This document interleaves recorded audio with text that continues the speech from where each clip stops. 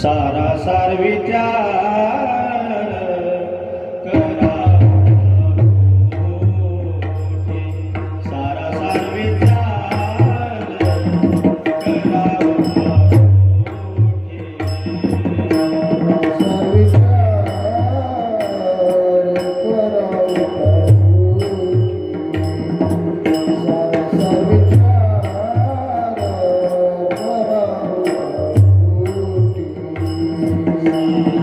विचार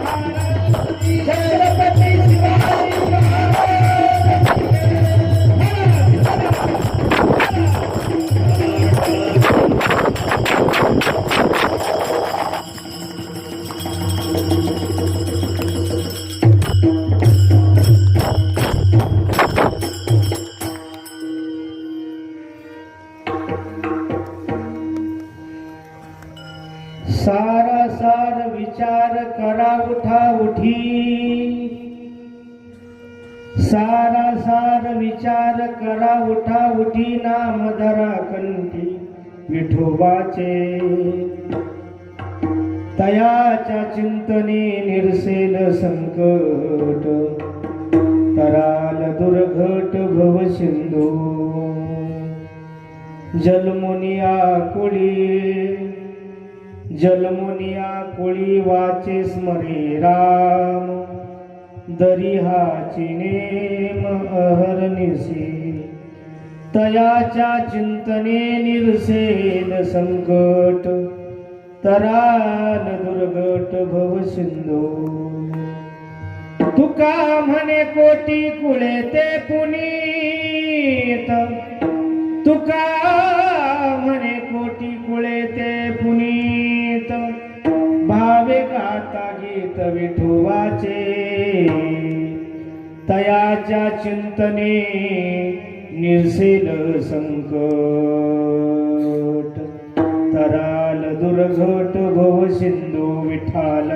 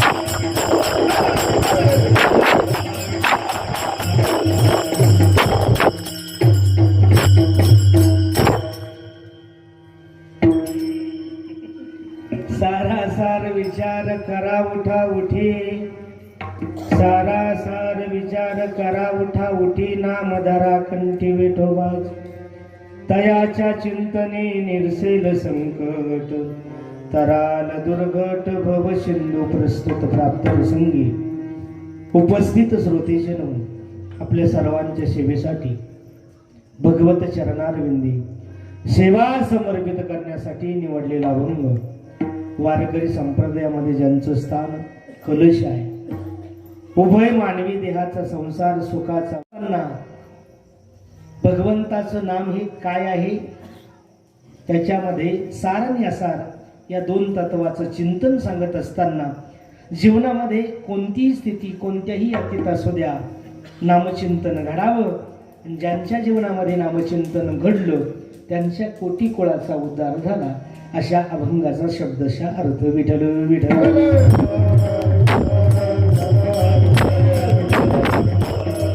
समजरण सरोजम सांद्र नीलांबम जगन निहित पाणिम मंडन मंडनाना तरुण्य तुलसी माला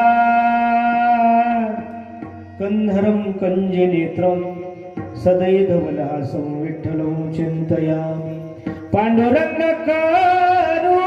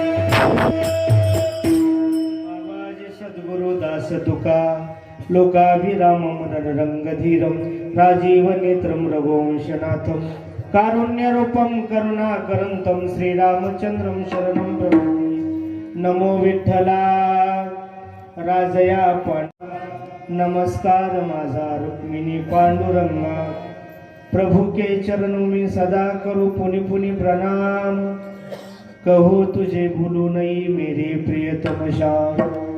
भक्ति भक्त भगवंत गुरु चतुर नाम बपुए, जिनके पद वंदन करू नासत विघ्नाने। नमामि सद्गुरु शांतं सच्चिदानंद विग्रहं पूर्ण ब्रह्म परानंदं मिशानंदी वल्लभं। जयाचे जनी जन्म नामात झाला, जया निवास नामात गेला, जयाचे जनी जन्म नामात कीर्ती। नमस्कार त्या मौनगिरी जनार्दन मूर्ती, मस्तक हे पाया परी।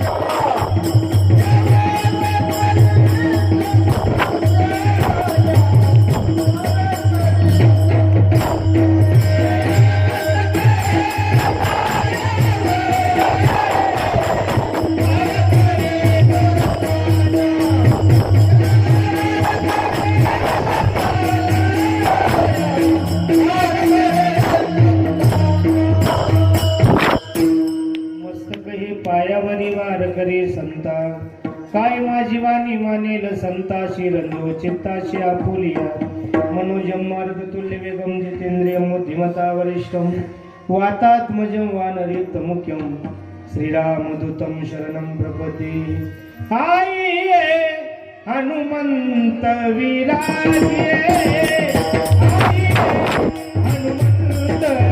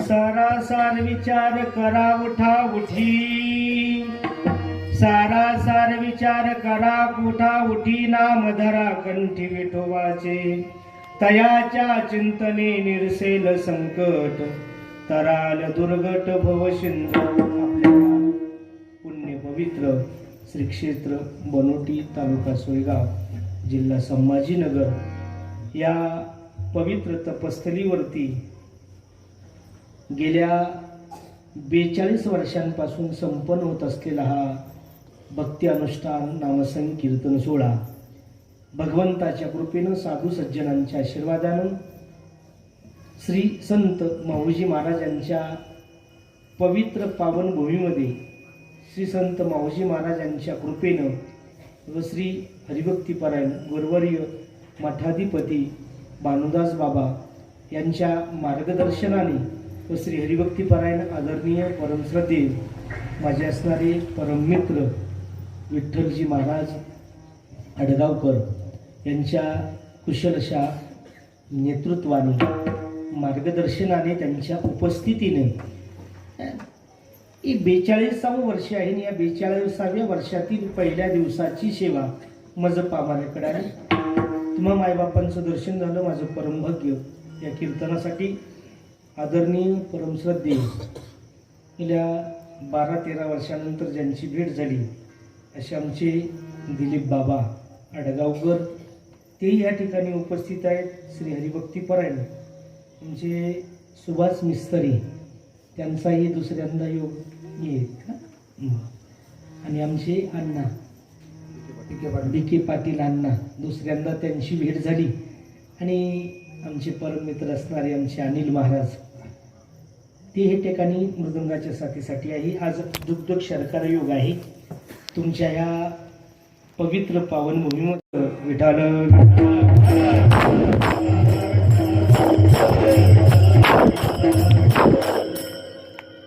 आणि गडबड काही कोणी करू नका. माझा बोनीचा टाईम आहे. मांडेकरा बाळाची पाठी आहे. बोनी चांगली झाली ना विठ्ठल बाबा पुढे गिराईक चांगलं लागतं. बरोबर आहे की नाही? म्हणून एक तासभर मला गोड चिंतन तुमच्यासमोर मांडायचं आहे. जरा बारकाई नाही का? आज योग आहे आमचे यूट्यूबवाले दादा निंभोरीचे ते या योगेश भाऊ ते या ठिकाणी उपस्थित आहे. यूट्यूबला हा कार्यक्रम उद्यापासून दिसेल. योग आहे. आज सप्ताहातील पहिला दिवस आहे. तर पहिल्या दिवसाची सर्वच गोष्ट म्हणजे थोडी सोप्या पद्धतीनं साध्या पद्धतीनं म्हणजे पहिल्या दिवसाचं म्हणजे पत्तरवाडीचं काम जसं वाढायचं असतं ना तसं काम आहे. तुमच्या गावात यात्रा भरते का? भरते ना? कुस्त्या वगैरे होतात का? होतात ना? पहिली कुस्ती कोणती राहते? लहान मुलांची कोणती? शेवरेवड्यांची. बरोबर आहे ना? ही पहिली कुस्ती तीच आहे. बरोबर आहे की नाही? हा पहिला दिवस आहे आणि त्या योगाने तो भगवान परमात्मा जशी कृपा करेल तसं मी बोलण्याचा प्रयत्न करेल. फक्त तुम्ही शांत बसा. विढल विढल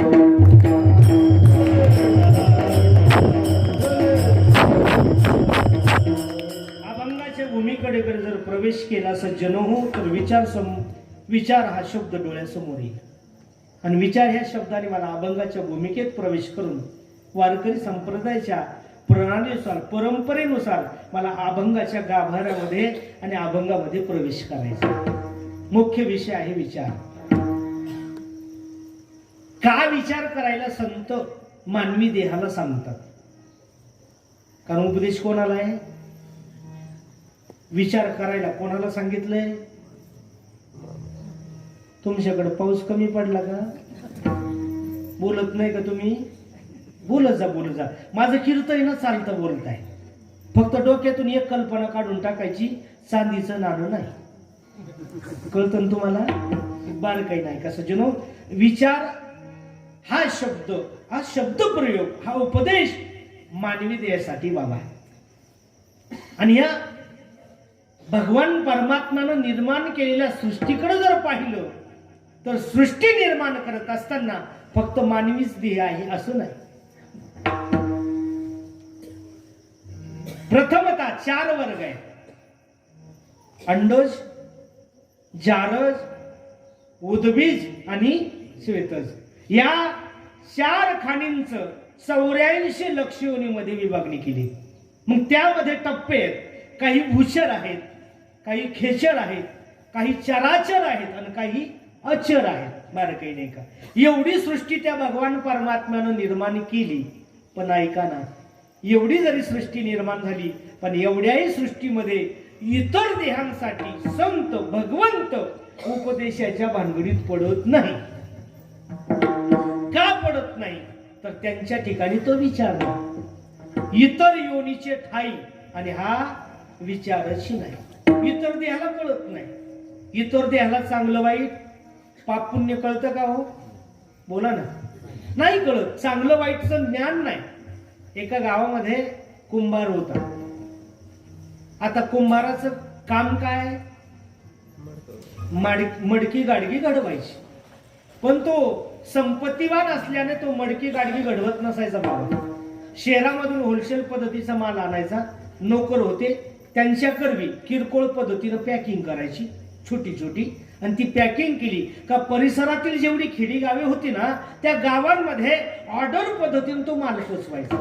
एका पलीकडच्या गावामध्ये ऑर्डर आली 5-6 मालाची पॅकिंग वगैरे झाली आणि 5-6 गाढवांच्या खांद्यावर 5-6 गाढवांच्या पाठीवर तो बोजा लादला आणि बोजा लादल्यानंतर ती गाढवं चालू लागली.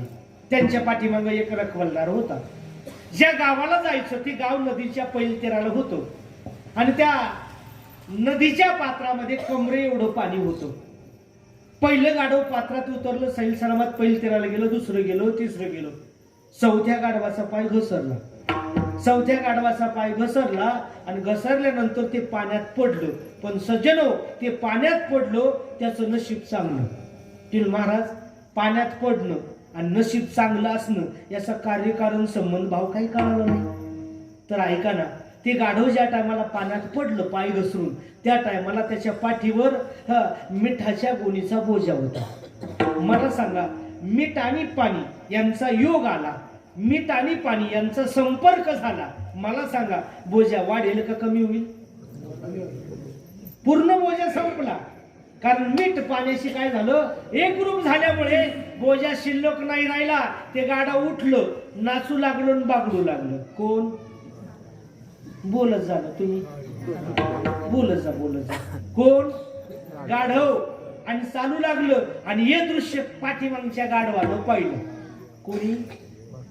पाठीमागच्या गाढवानं पाहिलं आणि त्यानं डोकं चालवलं. बाबा तुला महाराज, गाढव हो चालवतात ना, बरेच गाढव डोकं चालवतात, पण ते त्यांच्या परीनं चालवतात. त्यानं डोकं चालवलं. छानशी आयडिया आहे. पाय घसरण्याचं निमित्त करायचं, 2-5 मिनिटं पाण्यामध्ये बसायचं. पाण्यात बसलं की बोजा हलका होतो, उठायचं आणि चालू लागायचं. कोण विचार करतोय? विचार करणार कोण आहे? एवढं डोक्यात ठेवा. ते गाढव पाण्याच्या पात्राजवळ आलं, इकडं तिकडं पाहिलं, कोणी पाहत नाही, आणि मग त्यानं पाय घसरण्याचं निमित्त केलं आणि ते पाण्यात पडलं. पण सज्जनो, ते पाण्यात पडलं आणि त्याचं करंट कपाळ. तुला महाराज नकाला बड्या आणू, पहिलं पाण्यात पडलं त्याचं नशीब चांगलं आणि हे पाण्यात पडलं याचं करंट कपाळ. हे कसं काय? त्याचं साम्यत, त्याचा विषय तुम्हाला जोडून देतो, ऐका. दुसरं गाढव ज्या टायमाला पाण्यामध्ये बसलं स्वतःच्या मर्जीनं, त्या टायमाला त्याच्या पाठीवर पिंजलेल्या कापसाचा बोजा होता. आणि तुमच्या लक्षात, कापूस आणि पाणी एकत्र झाल्यावर त्याचा बोजा संपला असेल, 10 पट वाढला. ज्या टायमाला गाढव उठण्याचा प्रयत्न करू लागलं त्या टायमाला ते रडकुंडी आलं. उदाहरण संपलं. तात्पर्याकडे या. पशु काय पाप पुण्य, पशु काय पाप पुण्य जाणती, पशु काय पाप पुण्य जाणती, उत्तम मध्यम भोग भोगती,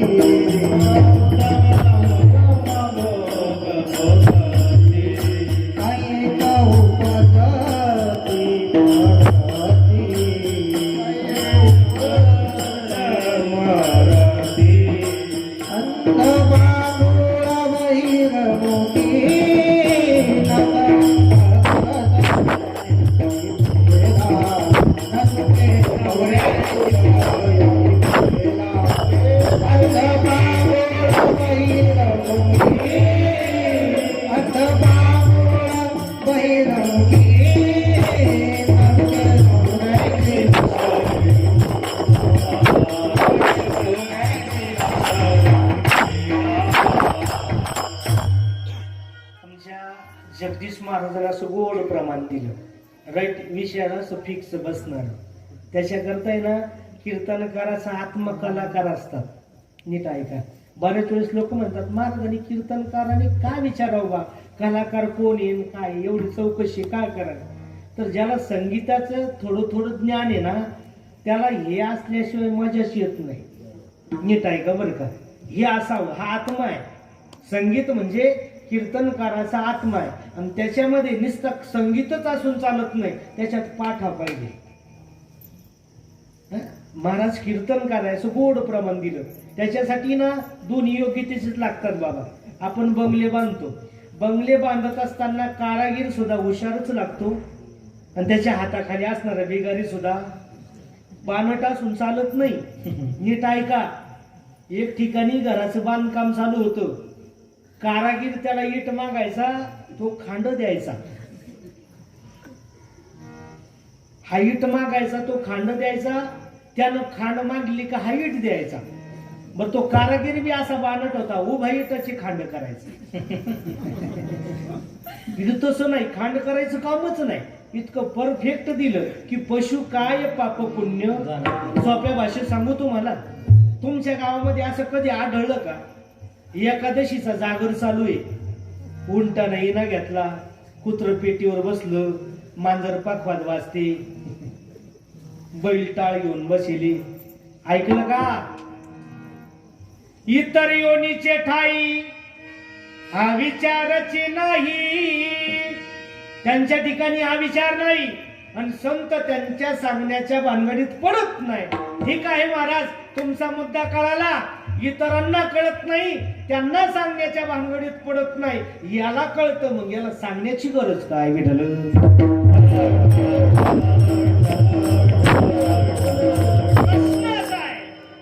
ज्याला सांगायचंय ना तो त्या वृत्तीवर राहिला नाही. मानवी देह त्याला मिळाला आहे, पण त्याचं महत्व त्याला कळत नाही. हे त्याच्या जीवनातलं दुर्दैव आहे. शोकांतिक आहे. बारकाईने ऐका, इतर देहामध्ये जे कर्म केले जातात तेच कर्म मनुष्य मानवी देहात येऊन करायला लागला. परिणामवश संतांना त्याचा खेद वाटायला लागला. अरे दादा, तू जे करतोय ना ते केल्यानं तुला नरकाला जावं लागेल दादा. आणि तू आम्ही जे सांगतोय ते करत नाही. देवानं तुला दिलाय ना, तो कशासाठी याचं भान तुला राहिलं नाही. परिणाम काय होईल आहे, याच्याने काय होईल? नाही तरी गेला, नाही तरी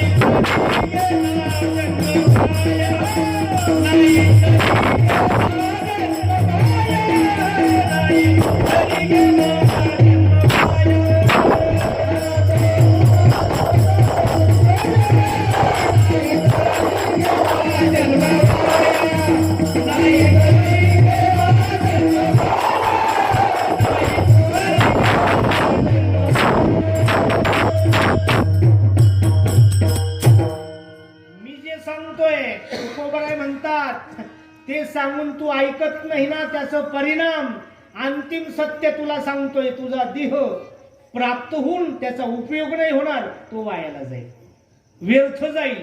तू जे करतोय ना दादा ते करण्यासाठी मानवी देणे. तू महाराज असं माणसं काय करायला लागलीत? नको त्या गोष्टीचं सेवन करायला लागलेत, नको ते माणसं खायला लागलेत, नको ते माणसं प्यायला लागलेत.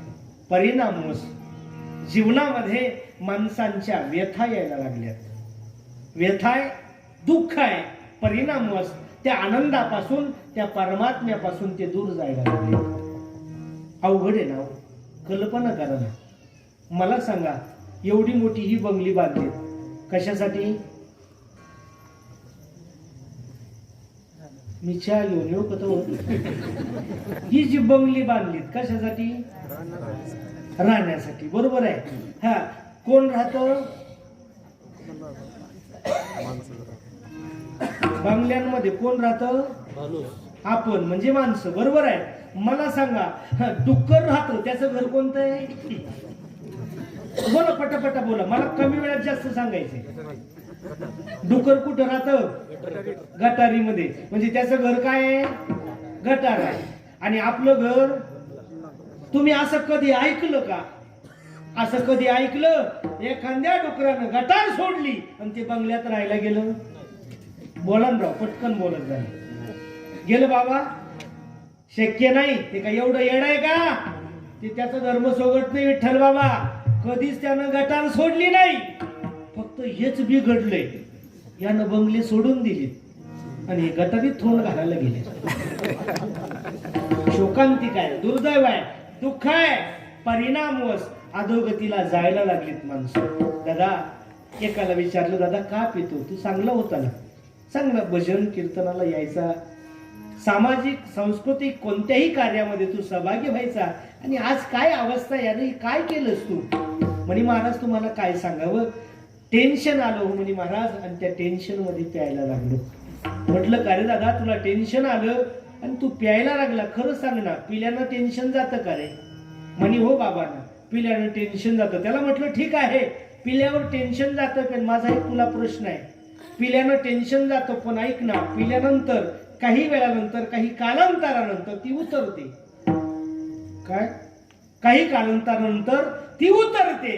आणि मग म्हणे महाराज तुमचं काही डोकं काम देत नाही म्हणे. तुम्हाला म्हणे तुमचं डोकं काम देत नाही. म्हटलं कस काय? म्हणे महाराज तुमचं मत आहे ना, उतरल्यानंतर टेन्शन वाढतं बा, असं तुमचं मत आहे ना, हा पठ्ठ्या उतरूच देत नाही. कळलं तर समजून घ्या. कल्पना करा सज्जनो, ती घेतल्यानंतर ऐका दादा, एक काही वेळ आहे, काही तास आहे, त्या पावर नंतर तो त्याच्यापासून खाली येतोय आणि परत ते जीवन जगतोय. पण दारूनं आपला मान जातो, दारूनं आपल्याजवळ असलेली संपत्ती जाते, दारूनं आपलं कुटुंब इतरांपेक्षा कुठंतरी वाळीत पडलं जातंय. त्यांना आपल्यामुळे त्यांना अपमान होतोय आणि त्यांच्या त्या ठिकाणी पदोपदी पावलोपावली त्यांना दुःख होते. ज्या मायचा नवरा दारू पित असेल ना, तिला विचारा तिच्या जीवनात दुःख किती दुःख आहे, तिला विचारा. खरं सांगेल बरं का. हे शोकांतिक आहे. हे का सांगतोय? ही समाज प्रबोधनाची गादी आहे, विनोद म्हणून नाही, पण बारकाई नाही का, कुठंतरी ह्या गोष्टींचा प्रसार झाला पाहिजे चांगल्या पद्धतीने. ज्या मायच्या जीवनात नवरा दारू पितो ना, तिला विचारा तिचं जीवन कसं कडतंय. तिच्या शेजारणी, तिच्या जावा, तिच्या नंदा जे काही असतील ते कसे हिरवतात ते तिला विचारा. एका माता माऊलीचा नवरा खूप दारू प्यायचा. सण होता एक दिवस, पाडव्याचा सण. माता माऊलीनं गोड असं पुरणपोळीचं जेवण केलं हो, गोड पुरणपोळीचं जेवण बनवलं आणि त्याचा टायमिंग झाला संध्याकाळच्या टायमाला. आणि तो गावाच्या पलीकडे जी वस्ती होती त्या वस्तीवरती तो गेला. वस्तीवर गेल्यानंतर दारू वगैरे पिला आणि घराच्या दिशेने निघाला. सायंकाळचा टाइम झाला, लोड शेडिंग होती, लाईट गेलेली होती, पूर्ण अंधार होता आणि घरात पाय दारात पाय. सज्जनो, लाईट गेल्यामुळे पूर्ण अंधार. कसा तर तो घरात घुसला आणि घरात घुसत असताना तिला आवाज दिला, जेवायला वाढ. त्या माता वगैरेनं गोड असं पुरणपोळीचं बनवलेलं जेवण, ते गुळवण आणि पोळी त्या ठिकाणी ताटात वाढली. बाजूला भजी कुरडई वगैरे जे काय असेल ते सर्व तिनं वाढलं आणि हा जेवणासाठी बसला हो. जेवायला बसला, पण अर्धा तास झाला त्याच्याकडून पोळीच तुटणार. राग आला, एवढी मोठी धांगड झाली म्हणे, लाटणंच्या लाटणं झाली आणि हे आडमुठ लाटणं माझ्या गळ्यात पडलो म्हणे, काय करावं. बायको म्हणे झालं काय म्हणजे तुझ्या आईनं तुला का पुरणपोळी बनवायचं शिकवलं नाही का काय? अहो झालं काय ते सांगा, काय सांगा. अर्धा तास झाले पोळी तोडतोय, पोळी तुटतच नाही. बायकोनं काय केलं? बायकोनं घरामध्ये गेली, तिनं विचार केला, गावरान तूप लावून पोळी केली, पोळी लसलसीत बनवलेली आहे, प्युअर पोळी आहे, पोळी बनवताना पोळीत हात घुसायचा, एवढी मऊ होती. मग पोळी का तुटत नाही त्या अर्थी दाल में कुछ काला है. तिने किचन रूम मध्ये एक चिमणी पेटवलेली होती. चिमणी कळते ना, रॉकेल वगैरे टाकलेली ती चिमण तिनं हातात घेतली आणि त्याच्या ताटाजवळ आली. आणि ताटाजवळ आल्यावर तिनं चिमणीच्या उजेडातून ताटात पाहिलं तर हा पठ्ठ्या पोळी तुडत नव्हता बाबा. तो त्याच्या डोक्यातली टोपी गुळवण्यात पडेल होती आणि तो कुरतडीत. किती घंट्यानं पोळी तुटे, किती घंट्यानं नाही ना दादा. व्यसनाने माणसाच्या ठिकाणी बर्बादी आहे. दारू गांजा मत पियारो अकल गुंग हो जाती है. अपने पदर का दाम खर्च कर मुंह में मिट्टी आ जाती है. दादा जीवनामध्ये तोरस नको घेऊ ना. जीवनामध्ये तुला रस घ्यायचा असेल ना तर हा रस घे. ब्रह्मरस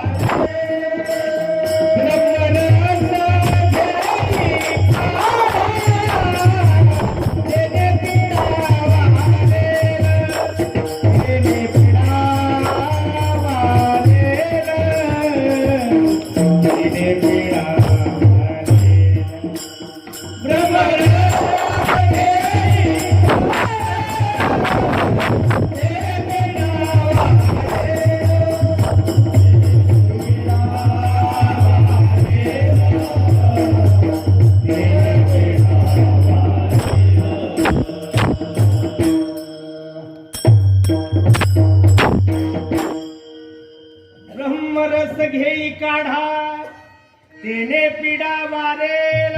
हो कशी आई पिढा असू द्या पण ब्रह्मरसाचं सेवन करा. ब्रह्मरसाने आपल्या जीवनामध्ये आपला आत्मउद्धार होतोय. नीट ऐका. पण आपण ते सेवन करत नाही. आता मला सांगा काय खावं माणसाला कळायला पाहिजे की नाही. 4 महिन्याची गाय उपाशी असू द्या, तिच्या समोर मांसाचा तुकडा फेका, खाईल का बाबा? नाही खाणार. बरोबर आहे. 4 महिन्याचा वाघ उपाशी राहू द्या आणि त्याच्या समोर मेथीची जुडी फेका, खाईल का? खाणं सोडा, पाहणार सुद्धा नाही. फक्त हीच जात एवढी बिलंदर झाली, तिनं सगळे नियम धाब्यावर बांधून टाकले. कोणतंही व्हेज बी नॉन व्हेज बी सगळं याच्याच बापाचं झालं. आपलं असं झालंय, गाडी घेतलीये पेट्रोल आणि त्याच्यामध्ये रॉकेल टाकू टाकू चालवतोय. लय अवघड कार्यक्रम आहे. कळत नाही काय खावं याचं भान माणसाला राहिलं नाही. एका गावामध्ये एका माणसानं द्राक्षाचा बाग लावलेला होता. पिकण्याच्या अवस्थेमध्ये द्राक्ष आलेत आणि त्या द्राक्ष बागाची चटक एका कोल्ह्याला लागली. ते कोल्ह त्या बागात जायचं आणि घडाच्या दिशेनं उडी मारायचं. हातात तोंडात आलेली जेवढी द्राक्ष होती तेवढं घेतली की बाजूला जायचं आणि खात बसायचं. आता पिकलेली द्राक्ष त्याला गोड लागायची. बरोबर आहे. असं करता करता करता ते बागाच्या मध्यभागी गेलं. बागाच्या मध्यभागी त्या द्राक्षाच्या वेल्यावर एक कारल्याचा वेल चढलेला होता.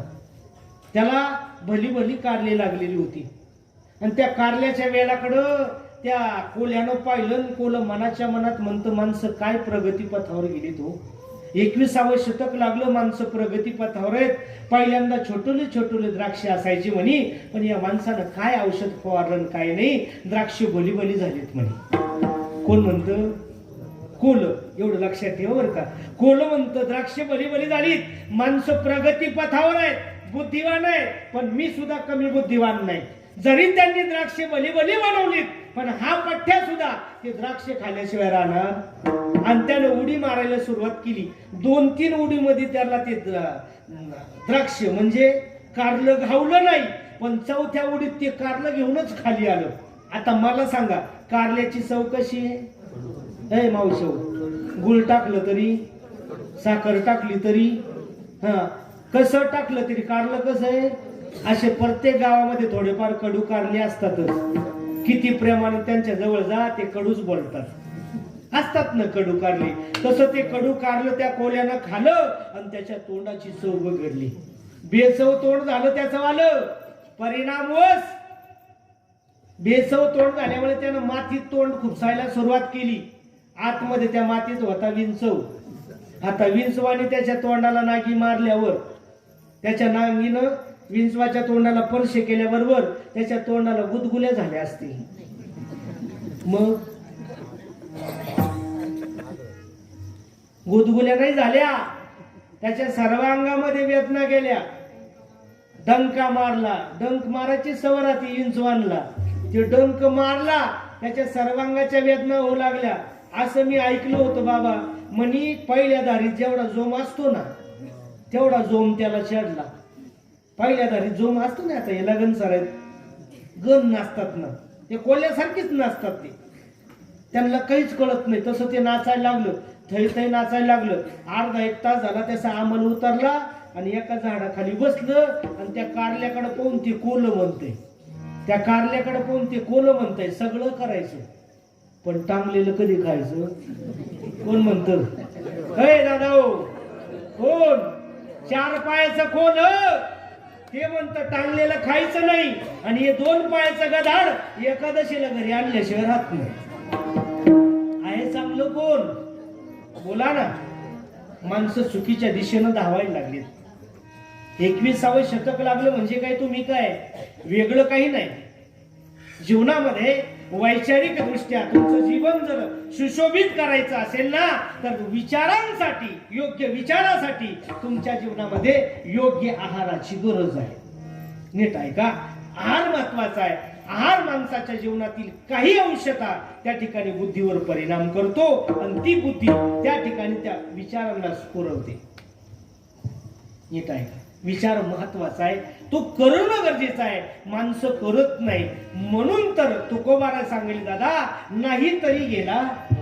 आणि तुम्ही जे करतायत ना ते जर या देहात येऊन करत असाल तर मग नाही तरी काय थोडी श्वास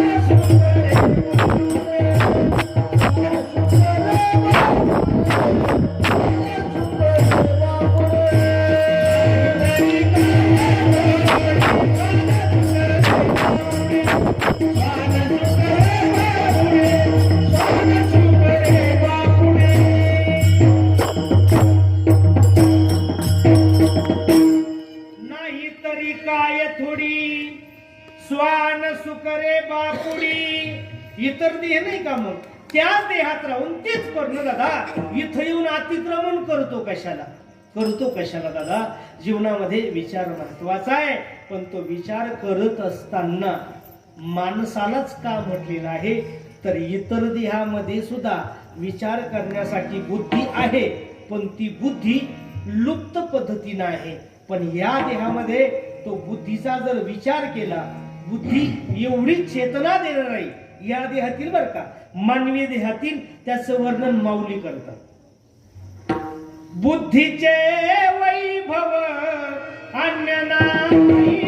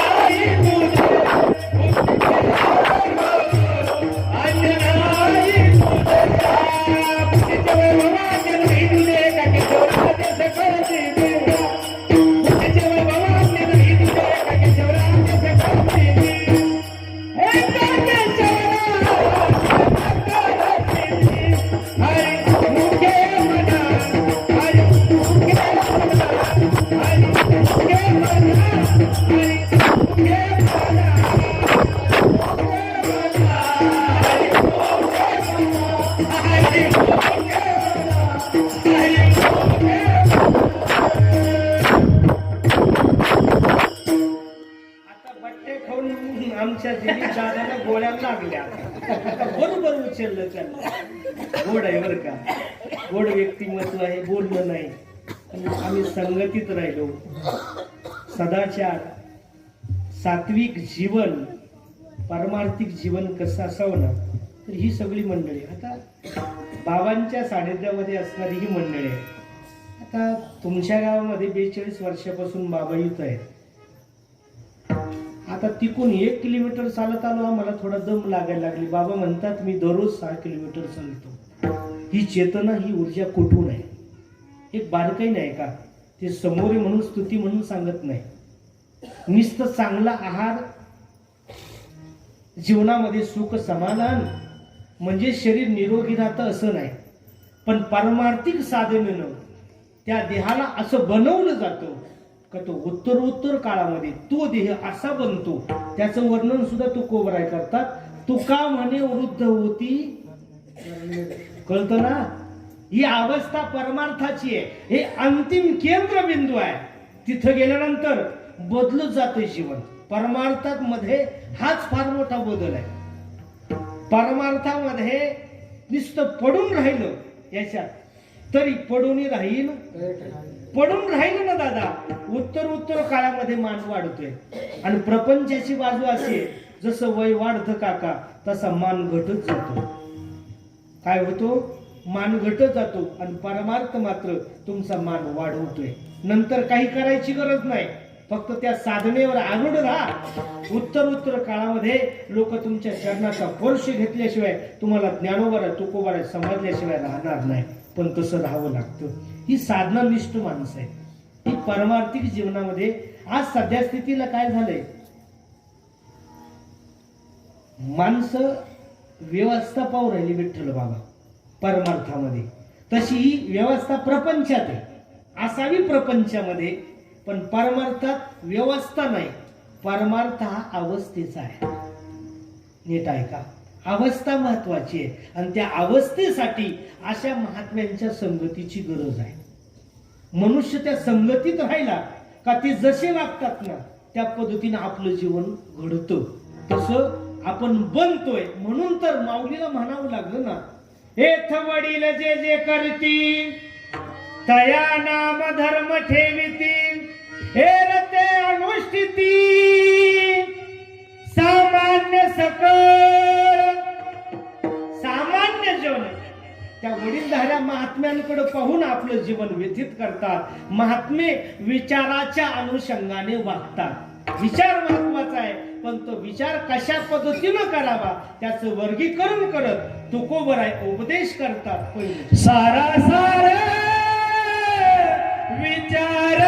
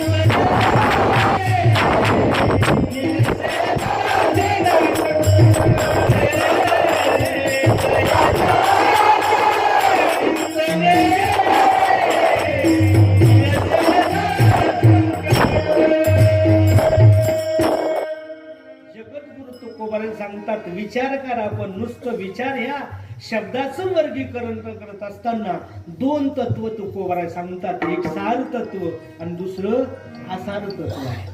याचं वर्गीकरण करायचं आहे. आसार म्हणजे अनित्य आहे. आसार म्हणजे आपल्या जीवनात दुःख देणार आहे. आसार म्हणजे खोट आहे. आसार म्हणजे लटक आहे. विठ्ठल विठ्ठल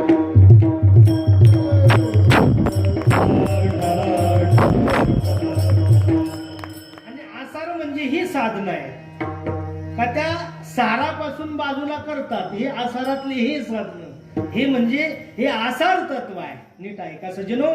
ते अनित्य आहे, ते नित्य नाही. सज्जनो, आसाराचा विचार केला तर हा प्रपंच आहे. नीट आहे का? काय आहे हा प्रपंच? हा संसार आहे. बारकाई नाही का? प्रत्येक वेळेला याची स्थिरता नाही, कुठंतरी याची अपूर्णता आहे. आपण बंगला बांधतो, बंगला बांधल्यानंतर त्याच्या वरती आपण एंगल काढून ठेवतो का? जर पुढच्या वर्षी जर असाच 10-11,000 रुपये जर कापसाला भाव भेटला तर पुढचा मजला बांधले होता आणि दादा थांबावं का नाही? वर सुद्धा एंगल काढेलच आहे. का बर? 2 मुलं आणि तिसरा जो मुलगा आहे त्याच्यासाठी करायचं काय? दोघांची झाली, तिसऱ्याची सोय म्हणून पुढच्या वर्षी चांगलं बागायचं झालं ना तर वरचा सुद्धा कोणतरी मन थांबवत. पण ऐका, प्रपंचामध्ये थांबा नाही. प्रपंचामध्ये सतत धावून आहे. सर्व सुखाची सतत धावून आहे, सतत पळलाय. पण पळतोय त्या कुत्र्यासारखा पळतोय.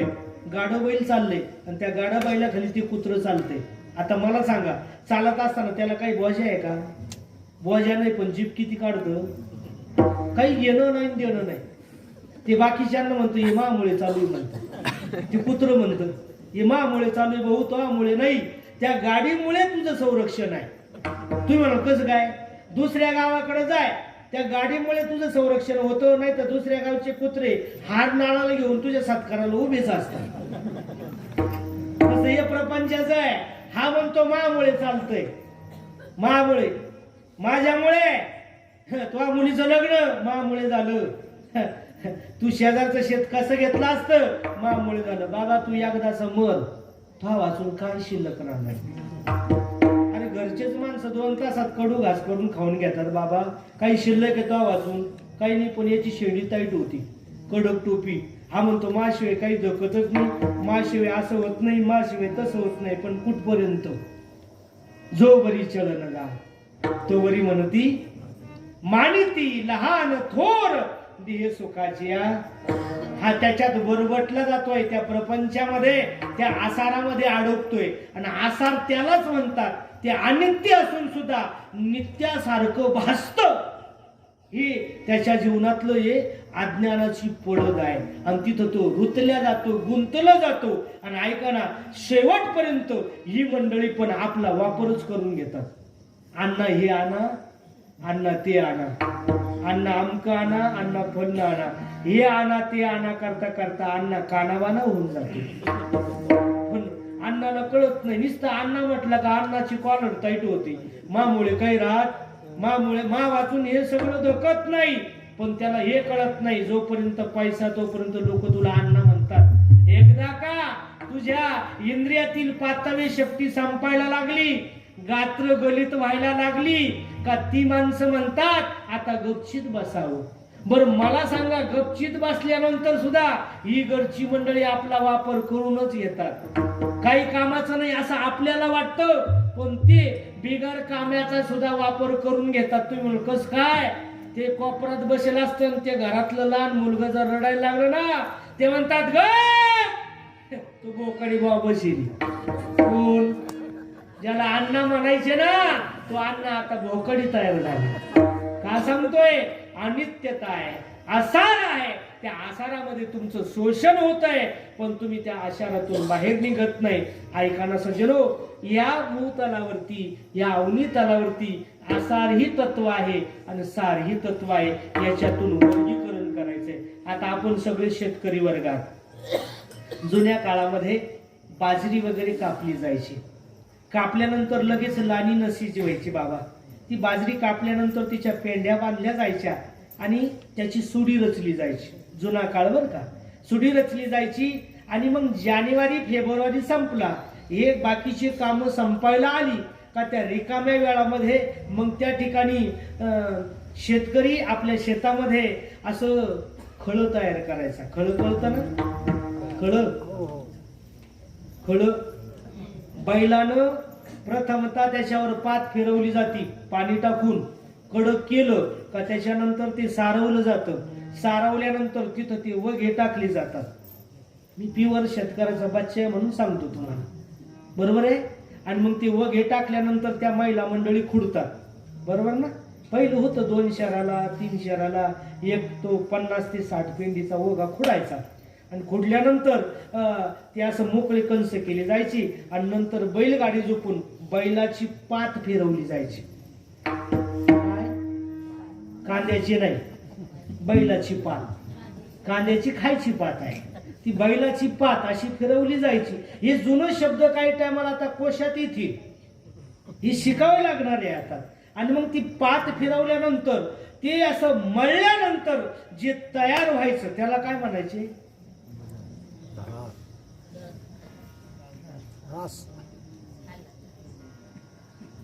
थांब, एक विचार करून घ्या. मी थांबतो, मला मुक्कामच करायचा आहे. मी 300 किलोमीटरचा प्रवास करून येईल, मला मुक्कामच करायचा. घ्या विचार करून तुम्ही. हो द्या पाठपर्यंत असं उठायचं, मग काय मध्ये आता गॅप ठेवायचा. कीर्तन संपलं का? मळल्यानंतर काय? मदन. आणि मदन त्याला म्हणतात. त्या मदनामध्ये सारवी बाबा. आणि हा सारवी ते मदन तयार झाला का तो शेतकरी दुसऱ्या दिवशी काय करायचा? बलमोठ टिपडं आणायचा. टिपडं आणल्यानंतर अशी घमिली आणली जायची छोटल्ली, आणि ती घमिली आणली का 2-4 जण यायची आणि आल्यानंतर काही मंडळी ते मदन भरून द्यायची आणि मग एक व्यक्ती त्या टिपड्यावर उभा राहायचा. ज्या दिशेनं वारा येतंय त्या दिशेनं गमिल्याचं तोंड केलं जायचं आणि त्याला काय करायचे? उपणायचे. आणि उपणल्याबरोबर परिणाम असा व्हायचा त्या वाऱ्यानं ते दाणे असायचे ना, ते दाणे उडून जायचे आणि भूस खाली पडायचे.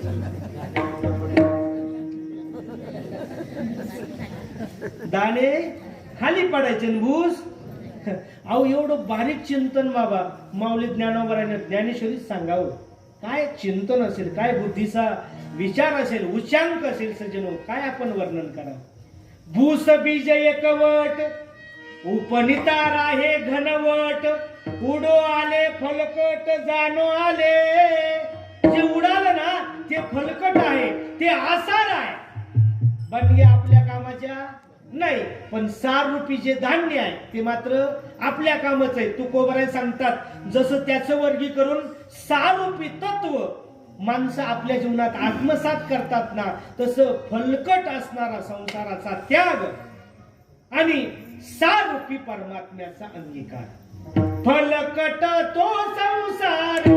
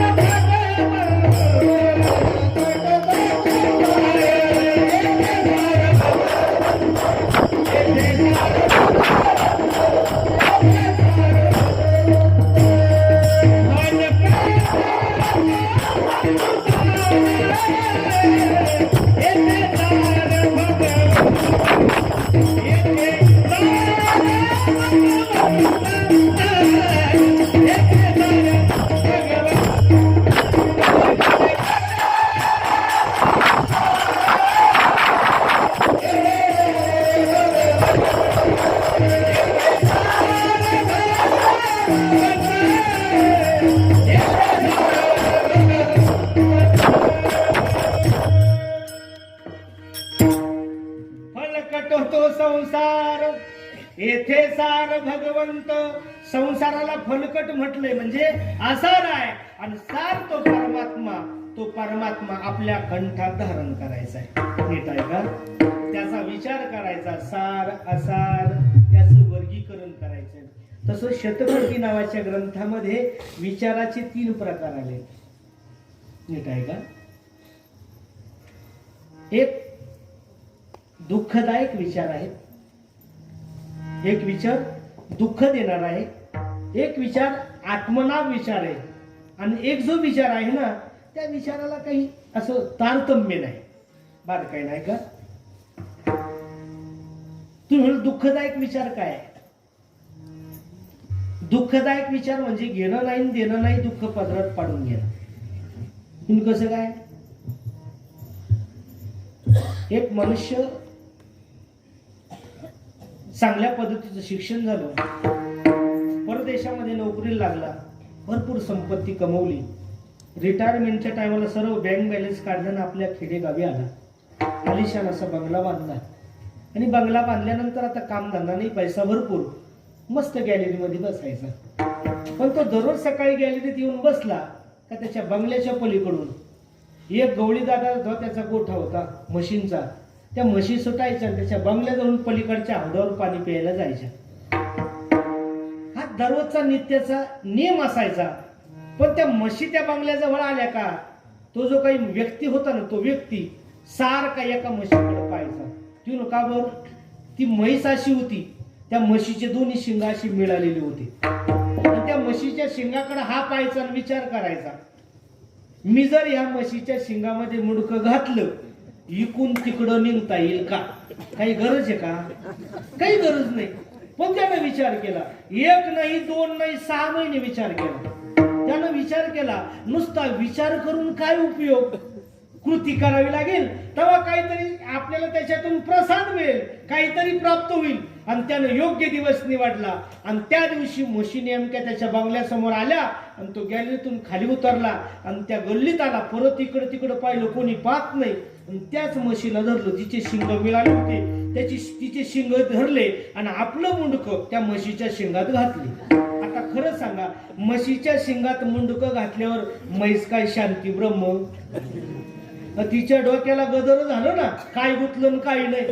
तिनं केला पोबारा, ह्या भीतीला धडक मार, त्या भीतीला धडक मार, सगळा रक्त बंबाळ करून टाकला. 10-5 लोक गोळा झाले, त्या म्हशीला पकडलं, त्याला बाहेर काढलं आणि पाचोऱ्याला ऍडमिट केलं. बरं, आता ऍडमिट केल्या विठ्ठल बाबा पाहायला जायची प्रथा आहे. बरं, पाहायला जाणारे एवढे विदूषक असतात, त्याला अगोदरच जखमा होईल राहतात, तिथं वेदना होतात, आणि जो पाहायला गेला का तो मीठ घेऊन जातो. तू कसं काय? जो पाहायला गेला का तो म्हणतो, अण्णा थोडा विचार करायला पाहिजे होता. जो गेला का तू हेच म्हणायचा. 10-12 झाले आणि 13वा आला, तो म्हणे अण्णा गा, मला काय येणं समजलं काय? जो आला तो म्हणतो विचार करायला पाहिजे होता, विचार करायला पाहिजे होता. 20 वर्ष मी परदेशात राहिलो, एवढी संपत्ती कमवली का मी काय एवढा येडा आहे का? विचार काय केला नाही का? अरे 1 नाही 2 नाही, या पठ्ठ्यानं 6 महिने विचार केला. आता 6 महिने सोडून 6 वर्ष जरी विचार केला, काही फायदा आहे का? परिणाम असा झाला, 4 महिने गळ्यात हात घालून गावभर फिरावं लागलं. याला काय म्हणतात? दुःखदायक विचार. नीट आहे का? दुःखदायक विचार याला म्हणतात. 60 ते 65 वर्षाचं जोडपं होतं.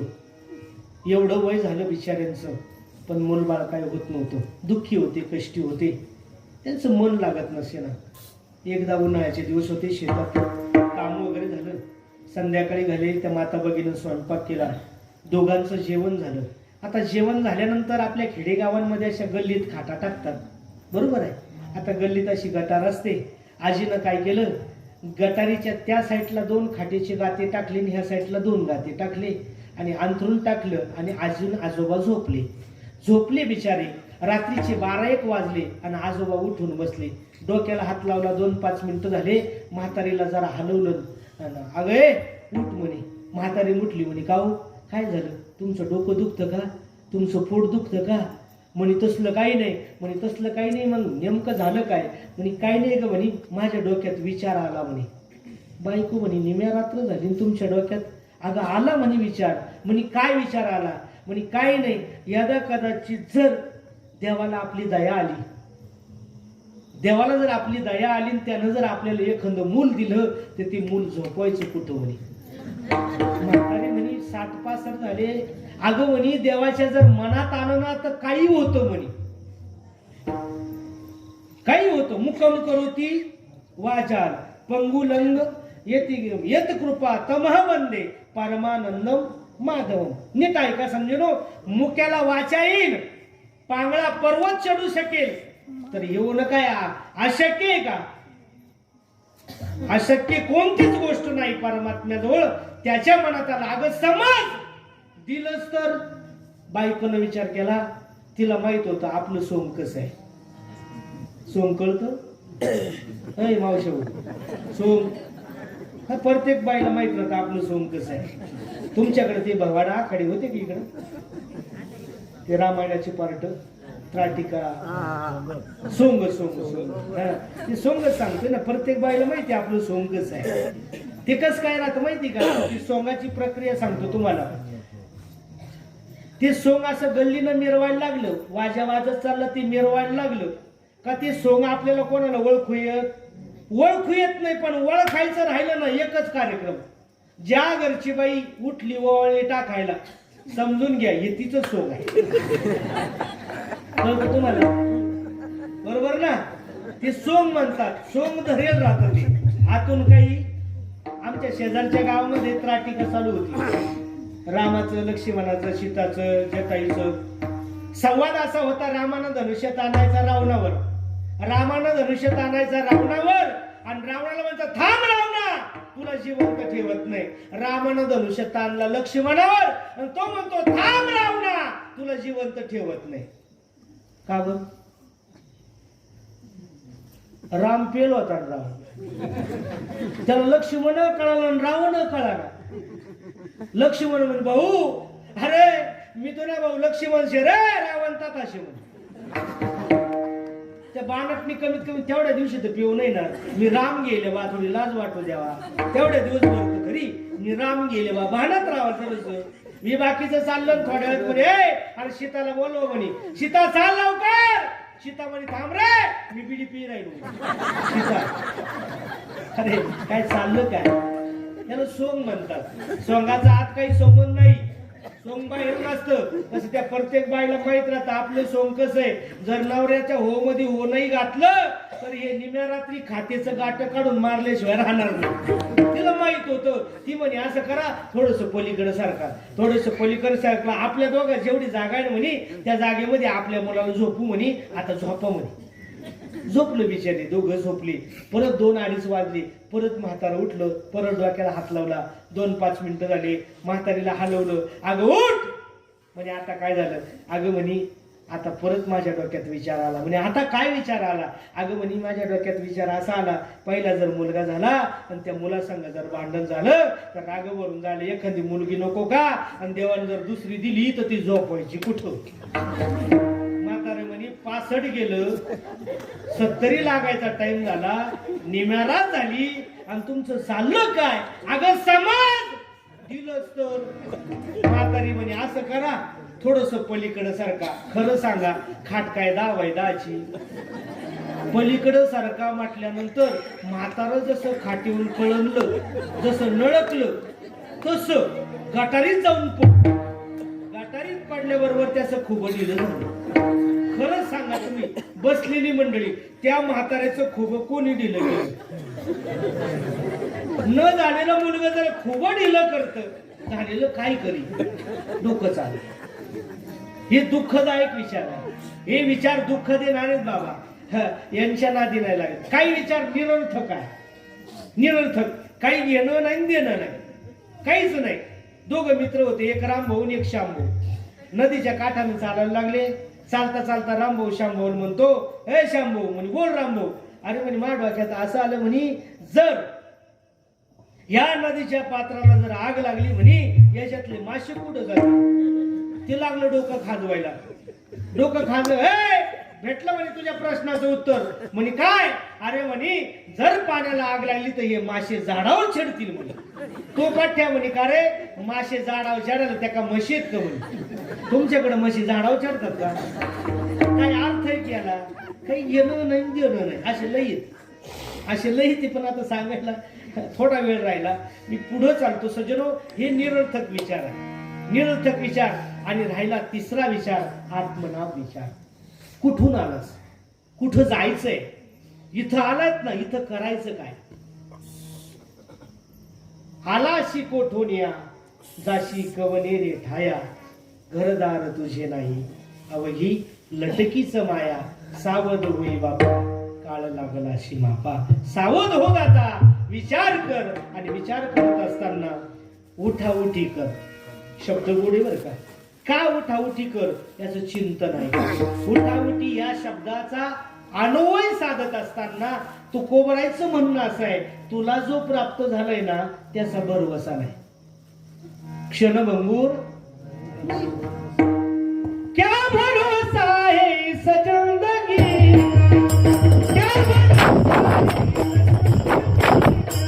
क्या भरोसा है इस जिंदगी क्या भरोसा है इस जिंदगी साथ देती नहीं साथ देती नहीं वो किसी का क्या भरोसा इस जिंदगी क्या भरोसा इस जिंदगी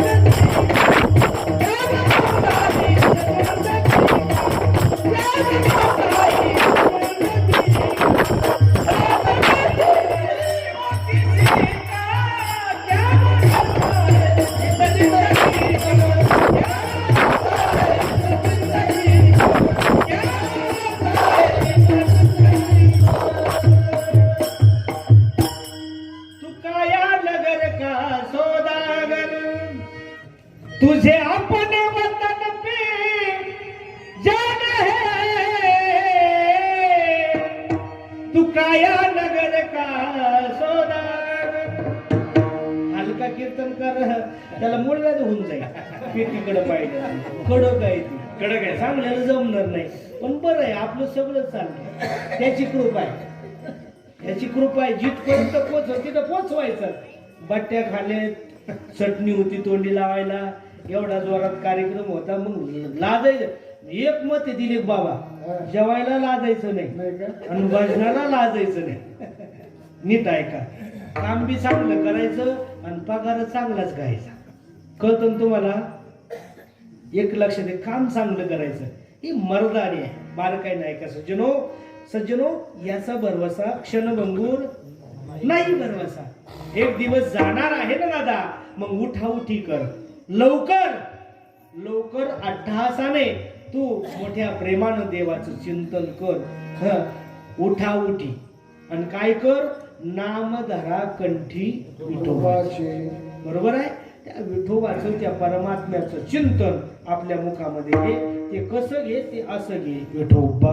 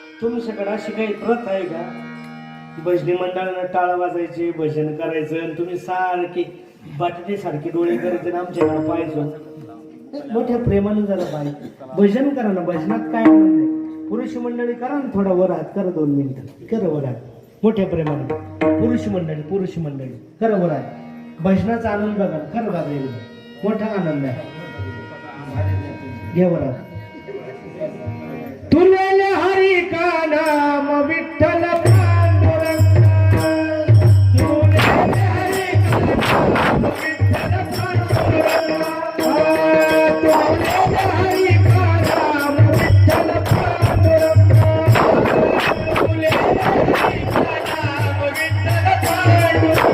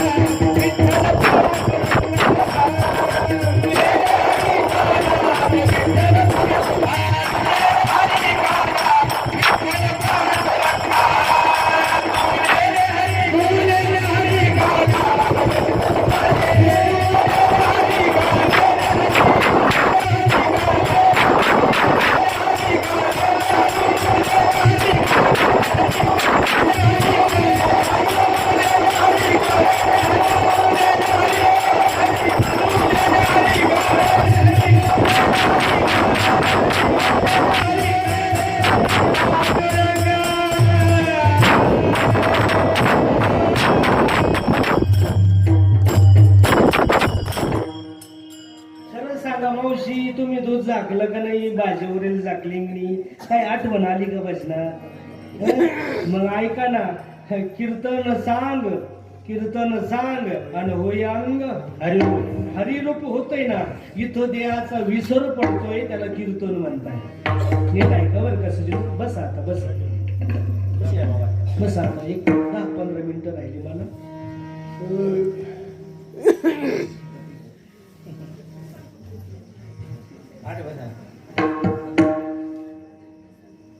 सारासार विचार करा उठा उठी, नाम धरा कंठी विठोबाचे. भगवंताचं चिंतन, त्या विठोबाचं चिंतन आपल्या मुखाद्वारे करावं. भगवत चिंतनाची अशी काय फलश्रुती तुकोबर आहे की तुम्ही ते चिंतन केल्यानं अठ्ठासाने सांगतायत की ते कंठात ते धारण करा, त्याचं चिंतन करा, उठाउठी करा. वेगाने सांगतायत. काय कारण? फलश्रुती काय? फलाच्या अपेक्षेशिवाय माणसं काही काम करत. अहो, लहान मुलगा आहे, दुकानात आपल्याला काही वस्तू आणायची राहिली तर पहिल्यांदा त्याला चॉकलेटसाठी 1 रुपया वेगळा द्यावा लागतो. हा तुला रुपये चॉकलेटला आणि मग 10 रुपयाची साखर घेऊन ये. बरोबर ना? बरोबर आहे की नाही? लहान मुलगा सुद्धा अपेक्षेशिवाय काही करत. मग तुम्ही म्हणा तू कोण आहे, आम्ही देवाचं नाव घ्यायचं, आम्हाला मिळेल काय? काय मिळेल? काय होईल? याचा निर्वाळा, याचा खुलासा अभंगाचं दयाच्या चिंतने निर्जल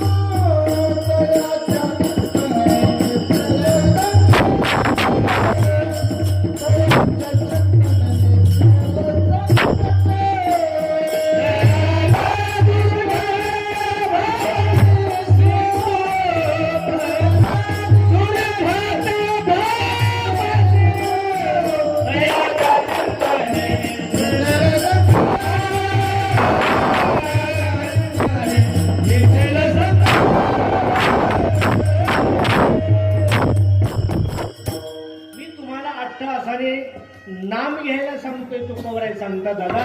ते नाम घेतल्यानं काय होईल त्याची फलश्रुती सांगतो ऐका. त्याच्या चिंतनाने, तयाच्या चिंतने निरसेल संकट.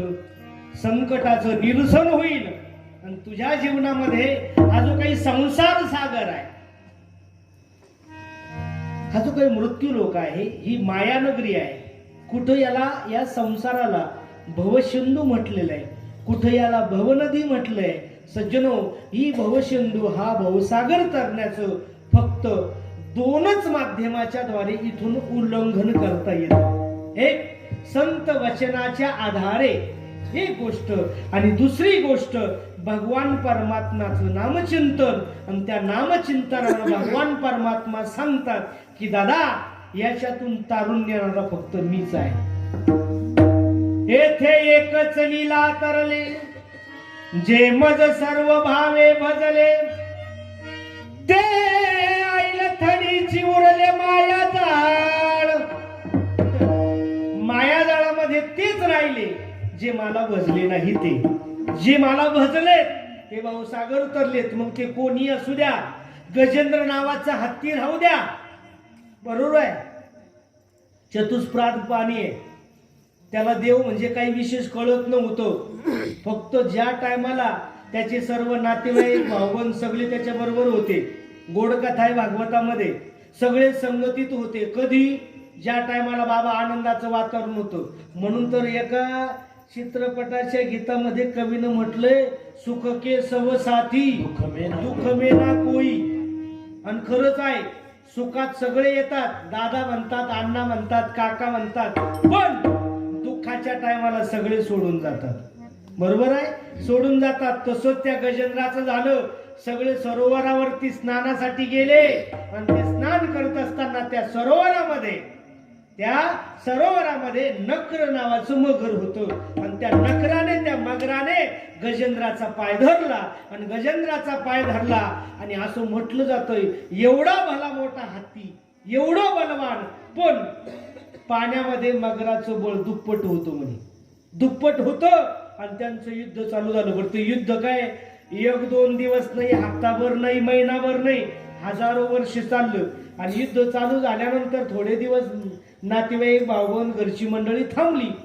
नंतर विचार करू लागली, याचा तर कार्यक्रम झाला म्हणे, आता आपण का घेणं देणं याच्या नादी लागता म्हणे, आता आपण आपलं आपलं चाला, याच्या नादी लागून चालणार. सर्व सुखाचे सांगाती चोखोबराय म्हणतात, आणि कोणी कामा नये आणती, सगळे सोडून जातात. परिणाम असा झाला, गजेंद्र एकटा राहिला, आणि त्यानं फक्त तिथं फुल तोडलं त्या सरोवरातून, आणि ते कमळाचं फुल तोडलं. आणि नुसतं एवढंच म्हटला, जो कोणी ब्रह्मांडाचा चालक असेल त्याने फक्त माझ्या हाकेला हाक द्यावी, एवढंच म्हटला. हो, तरी सुद्धा गजेंद्राचा धावा तुवा केला विठाई. परिणाम असा झाला, भगवान परमात्मा एवढा वेगात निघाले. आई साहेबांना विचारलं, कुठं चालला? तर हत्ती शब्दाचा विग्रह झाला. ह म्हणताना लक्ष्मी जवळ, आणि ती म्हणत असताना हत्ती जवळ आले. त्वरा झाली वेगे, बरोबर ना? टाकी गरुडा टाकीले मागे, बरोबर आहे.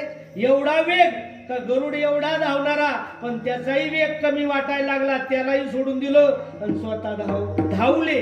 कारण भक्त रक्षणासाठी देवाला साहत नाही. हाके सरशी उडी आणि घालून या स्तंभ पुढी, असे अनेक दृष्टांत आहे.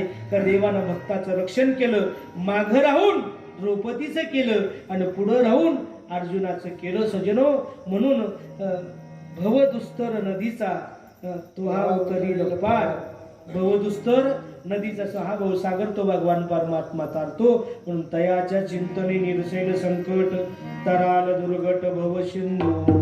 जन्मोनिया कुळी वाचे स्मरे राम, दरी हाची नेम. कोणत्याही कुळात असू दे, कोणत्याही जन्म हो का, भलते याती परिविन चुके हरिभक्ती.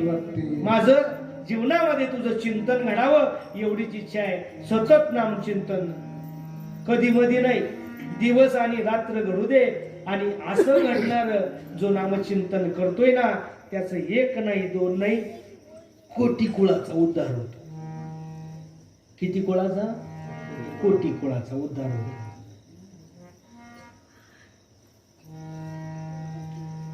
तुका म्हणे कोटी कुळाचा उद्धार, तुका म्हणे कुळे, तुका म्हणे कोटी कुळाचे कुणी करा. तुका म्हणे कोटी कुळाचे कुणी, तुका म्हणे कोटी कुळाचे कुणी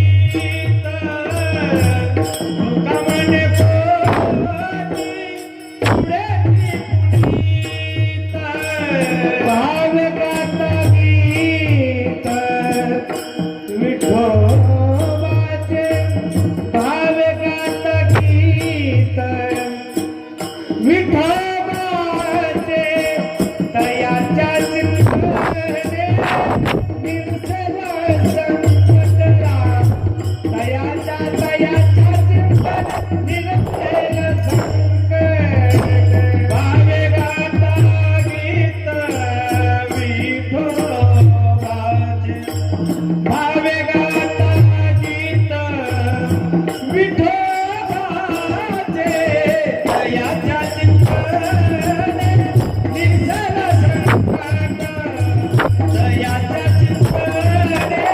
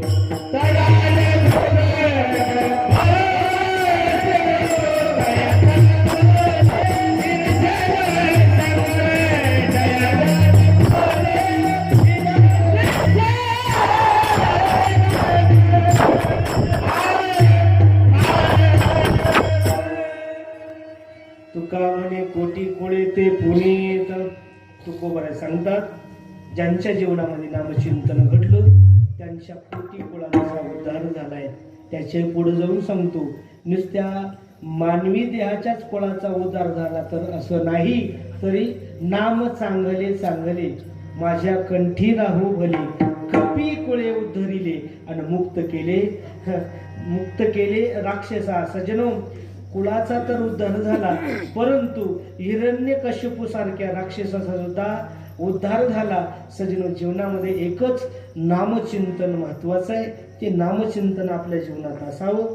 त्या नामचिंतनाची फलश्रुती आपलं जीवन उत्तर काळामध्ये चांगल्या पद्धतीनं बुद्धीचा योग्य विचार त्या ठिकाणी अनुषंगाने प्राप्त होतो आणि मानवी जीवन सुदृढ होतं. त्यासाठी सारासार विचार करा उठाउठी नाम धरा कंठी विठोबाचे तयाच्या चिंतने निर्जेल संकट तराल दुर्घट भव सिंधू जन्मुनिया कुळीवाचे स्मरे राम दरिहाची नेम हरणीशी तयाच्या चिंतने निर्सेल संकट तराल दुर्घट भव सिंधू तुका म्हणे कोटी कुळे ते पुनीत भावे गाता गीत विठोबाची तयाच्या चिंतने निर्सेल संकट तराल दुर्घट भव सिंधू.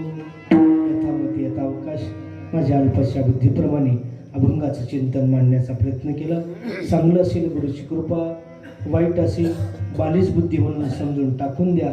जात असताना एक विनंती करेल, हे भगवंता, हे पंढरीश परमात्मा, माझ्या या भक्तिमाता श्रोतगण वर्गाच्या जीवनामध्ये शेवटचा काळ असा असू दे, देहातून प्राण जात असताना मुखातून तुझं चिंतन घडू दे. आणि जर असं जर घडलं ना तर शेवट तो भला आणि माझा बहु गोड झाला. आता फक्त एक कर देवा, काय कर, इतना तो करना स्वामी जब प्राण तन से निकले, गोविंद नाम लेके तब प्राण तन से निकले. श्री गंगा जी का तट हो, वृंदावन का वंशीवट हो, मेरा सावळा निकट हो, तब प्राण तन से निकले. ना तरी बालक बुबडा बोली, काय वा कोडावी चुका पावली, ते चोज करुणी माऊली जे जेबी झालेली शिवा. भगवत चरणाला विंदे अर्पण करतो. सद्गुरु श्री माहुजी महाराज यांच्या चरणाला विंदे अर्पण करतो. सद्गुरु श्री श्री हरिभक्तीपरायण शांती ब्रह्म आमचे भानुदास बाबा यांच्या चरणावरती अर्पण करतो. जात असताना एक विनंती करतो, पवित्र तुळशीची माळ, आईवडिलांची सेवा करा, जीवनात कल्याणी. सज्जनो, या सेवेसाठी ज्यांच्या माध्यमातून योगाला महाराष्ट्रातील एक नामांतिक ख्यातनाम कीर्तनकार आदरणीय तुमच्या भागाचा असणारा वैभव, माझे असणारे जीवस्त कंठस्थ श्री हरिभक्तीपरायण तुमचे विठ्ठल महाराज आडगावकर यांच्या माध्यमातून तुमच्या ह्या पवित्र तपस्थळीवरती येण्याच्या योगाला श्री हरिभक्तीपरायण तुमचे अनिल महाराज बामणेकर तेही उपस्थित झाले. आमचे विखे पाटील अण्णा तेही या ठिकाणी उपस्थित आहेत. जगदीश महाराज ते या ठिकाणी आहेत. ग्रामस्थ भजनी मंडळ आहे. जे पाठीमागून दिलीप बाबा आहे उपस्थित. सर्व बालगोपाल, आमचे विनेकरी दादा, पी टी मास्तर काका, आमचे यूट्यूबवाले दादा बाबा बसलेत. तुम्ही म्हणून महाराज यांचे आभार, यांचे आभार, यांचे आभार. आम्ही नसतं कीर्तन डोंबल्याला सांगितलं असतं का? तुम्ही आलात, तुम्ही देव आहात. घरी बसून ऐकणारे बिचारे महादेव आहेत. आणि जे झोपले असतील ते भगरा मारुती, त्यांच्याही चरणावरती नतमस्तक होतो आणि माझ्या वाणीला पूर्ण विराम देतो. ज्ञानेश्वर पावले